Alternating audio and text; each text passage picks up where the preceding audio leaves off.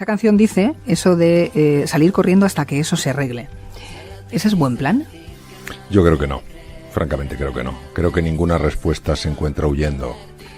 Creo que huir está muy bien de un depredador para que no nos coma. Creo que huir de las situaciones difíciles, de los problemas, incrementa el tamaño del problema. Entonces yo creo que la huida no es nunca la solución. Es muy comprensible desde el punto de vista humano, ¿eh? Es muy tentador salir corriendo, es muy tentador bloquearse, es muy tentador enfrentarse, irritarse, pero ahí no está la solución. ¿Por qué un cirujano, miembro de la Academia de Ciencias de Nueva York, de la Asociación Americana para el Avance de la Ciencia, decide un día dedicarse a esto? Bueno, vamos a ver, yo creo que los cirujanos tenemos la oportunidad, por llamarlo así, de encontrarnos con situaciones límite, tanto a nivel emocional como a nivel psicológico. Es decir, un cirujano tiene que ser capaz de mantener su equilibrio, de mantener su foco, de mantener su resistencia en situaciones muy complicadas, donde las decisiones tienen un impacto enorme, tiene que tener un enorme aguante físico. Hay cirugías muy largas, de más de 9 horas, donde tienes que estar de pie, no vas a ningún lado, no vas al baño, no vas a ningún lado. Y todo esto realmente te ayuda mucho a entender el mundo afectivo. Por otra parte, cuando un enfermo tiene que ir a quirófano, su situación emocional es una situación de muy intensa. La sensación de vulnerabilidad, nos podemos imaginar lo enorme que es, ¿no? Para anestesiar a esa persona, va a perder el conocimiento, va a poner toda su confianza en ti y en el equipo, y en el equipo anestesista, todo el equipo de cirugía. Y saber entender ese mundo emocional, esas fluctuaciones emocionales, saber intervenir de una forma positiva para que ese enfermo entre a quirófano con confianza, con serenidad, con la ilusión de que se va a recuperar, es de una importancia excepcional.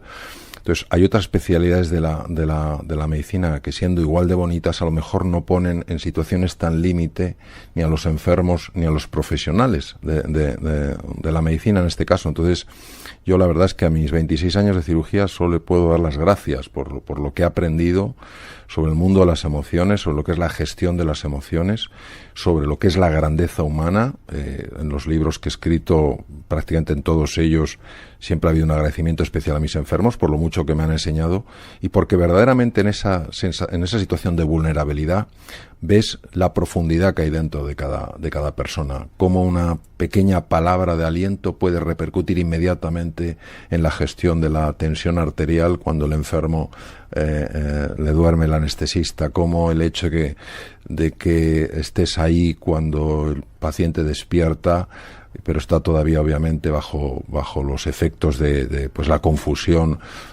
según al poco despertar de su anestesia, como oír tu voz puede calmarle de una manera enorme, y yo creo que de alguna manera esto es precioso porque humaniza muchísimo la profesión. Un cirujano, pues con frecuencia se le ve como una persona, pues obviamente con un gran componente técnico, ¿cómo no lo va a ser? Si nosotros tenemos que intervenir con instrumentos, ¿no? O por lo menos cuando yo ejercía la cirugía hace ya muchos años. Y a veces se nos pasa esta dimensión también tan importante que es humanista. Estás hablando de los pilares de un ser humano, tanto de fuera hacia adentro, es decir, en tu trabajo, para ti mismo. Tú lo has necesitado y lo has tenido que manejar, sí, para contigo mismo, y después también por el paciente. Hace un rato, hablando ahí fuera, en una conversación que hemos mantenido, para mí tengo que decir que muy edificante, me has dado 3 claves o al menos yo lo he entendido, que es tu forma de proceder. Por ejemplo, ¿qué es la libertad para ti? La libertad para mí es ser capaz de responder como tú quieres responder, independientemente de lo que a ti te llegue. Y me baso mucho en lo que decía Jean-Paul Sartre, ¿no? Libertad es lo que tú haces con lo que te hacen. Para mí una persona libre no es una persona que reacciona. No es una persona que ojo por ojo, diente por diente, ¿eh? Para mí una persona libre es una persona que responde. Es una persona, como decía el gran Viktor Frankl, que entre lo que le sucede y lo que esa persona hace hay un espacio en el que esa persona decide lo que quiere dar. Y para mí eso es la libertad creativa, la libertad en la cual tú eres capaz de ofrecer algo diferente a lo que recibes. Es decir, no haces lo que el resto de la sociedad hace. no haces lo que es más fácil hacer y lo que modelos automáticos que hemos aprendido por condicionamiento social te invitan a hacer. ¿Y cuándo la sociedad te hiere? ¿Te hiere? Bueno, yo creo que la sociedad hiere porque todos somos parte de esa sociedad, por tanto todos somos responsables en cierta medida, mayor o menor medida, de esa herida. La sociedad hiere porque la sociedad se ha deshumanizado profundamente.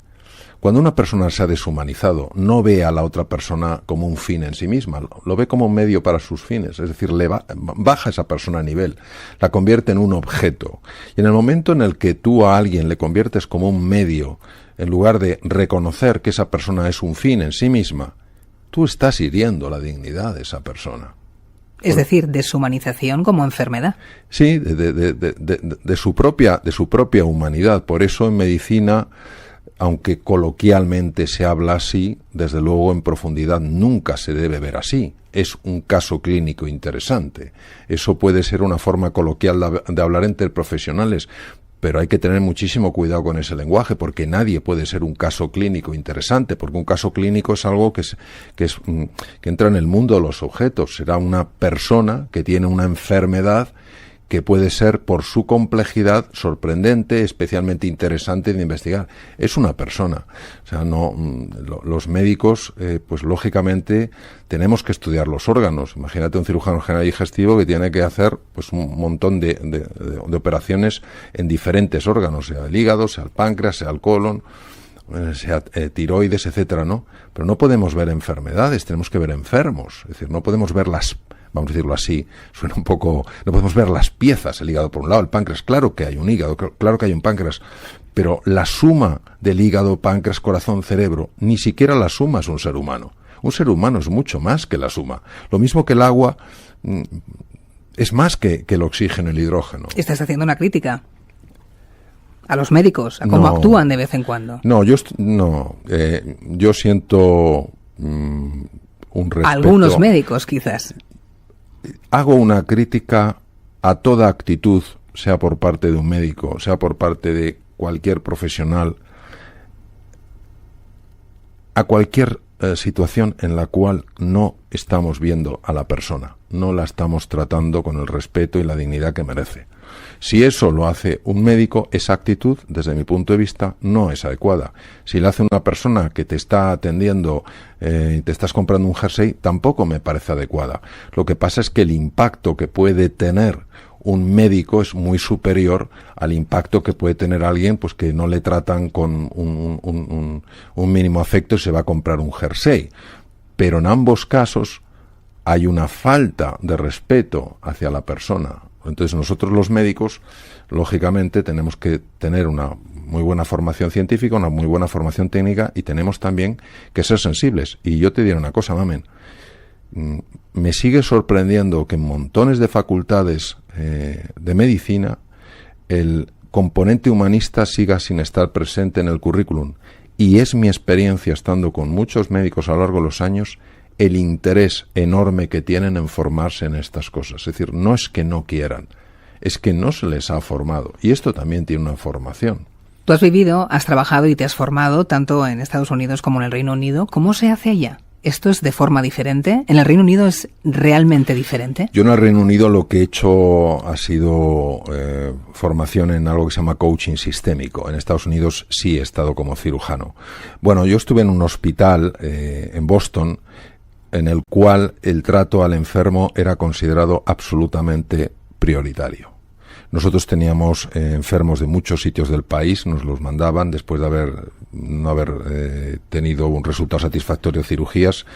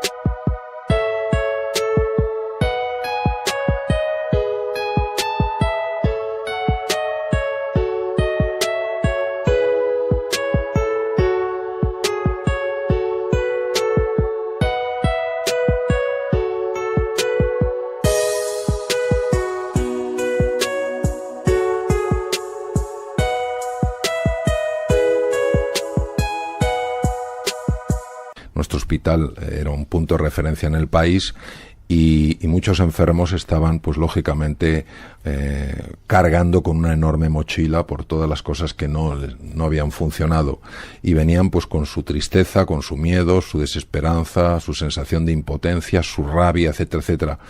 Y por eso era tan importante, y aquí el profesor William Silent, que era el catedrático de la universidad, era muy estricto en esto y creo que hacía estupendamente bien en no ya cuidar al enfermo, sino mimar al enfermo. Explicarle, ¿no? Como acabas de hacer hace un rato, considerarlo y contarle, ¿no? Contarle siempre la verdad. Sí, hay que contarle.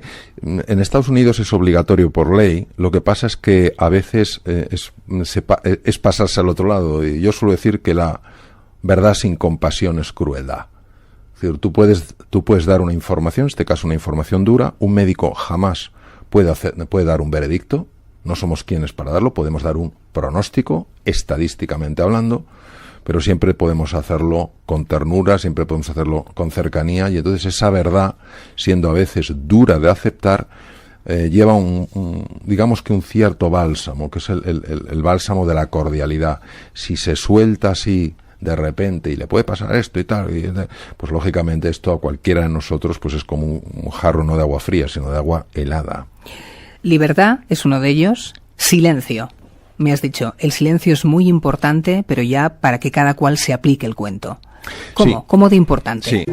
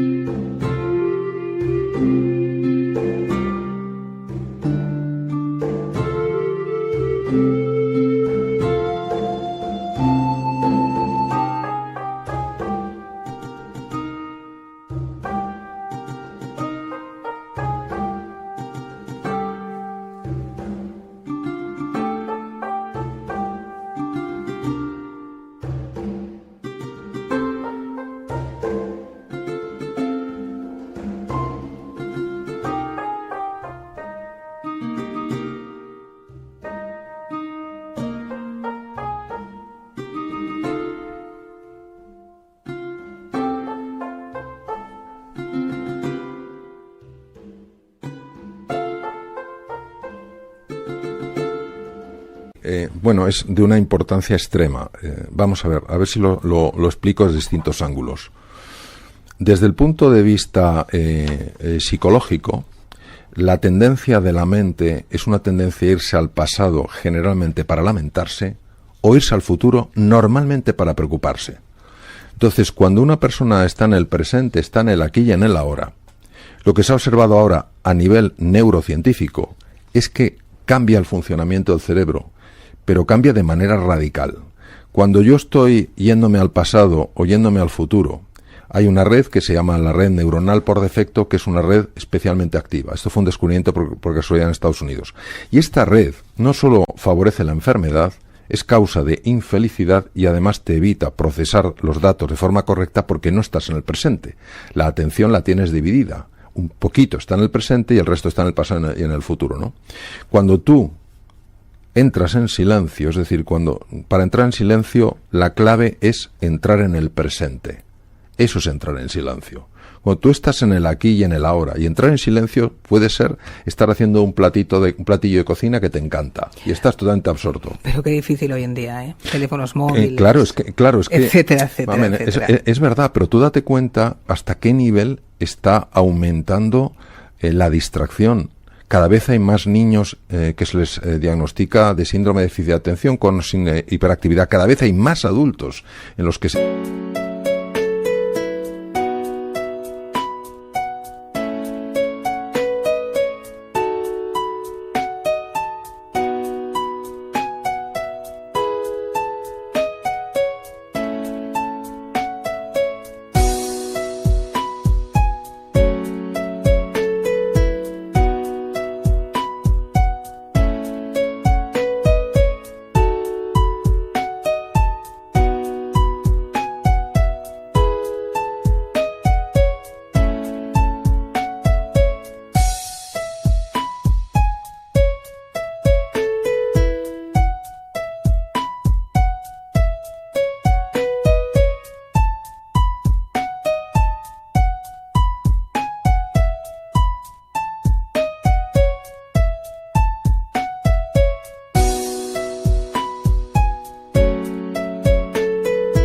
Se ve esto. Entonces, ¿qué nos vamos a dedicar? ¿Exclusivamente a medicar o nos vamos a ir al origen del problema? Claro, esa es una de las cuestiones, ¿no?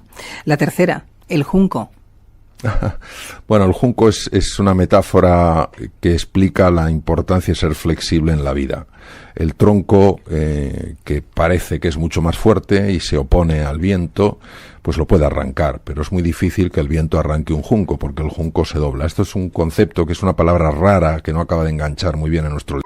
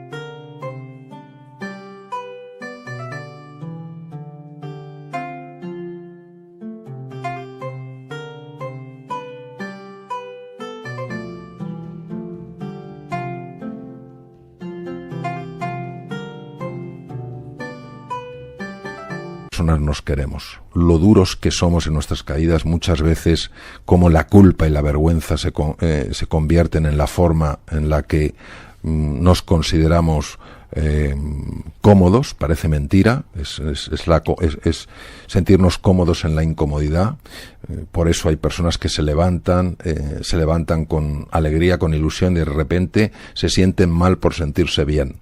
Entonces, a lo largo de los años hemos visto esto y como hemos trabajado mucho todo lo que es el acceso al inconsciente, cómo se pueden reducir o eliminar creencias disfuncionales, y esto no sucede solo con una charla, sino con procesos de absorción profunda, pues es por lo que hemos creado esto. El total son 5 horas, obviamente se hace de manera progresiva, porque hemos calculado también un tiempo que sea razonable para que las personas puedan hacerlo sin tener que dejar otras cosas que son también muy importantes.